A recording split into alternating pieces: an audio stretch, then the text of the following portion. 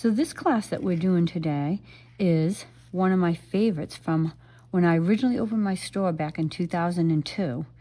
Someone came in and we really wanted to do something fun with peanut beads. So this is what we came up with. We call this the peanut wrap. And what I like about this, I'm going to show you all, this is just some of the samples that you can do it in. How gorgeous are these colors? So this is done with your 2x4 peanuts, and of course you can use other sizes too. And they also have a bead called the berry bead that you can do it with too. We carry berries and peanuts, and we carry every color that they make.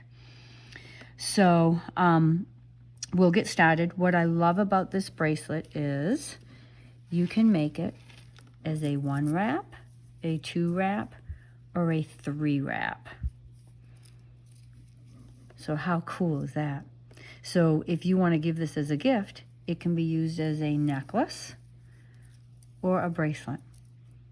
That's what I love about this. And it's it's so fun to wear. It's a very comfortable bracelet. And it's a very fun bracelet, like if you're watching series on TV, that you can, because it's just kind of a no-brainer type bracelet. So we will get started.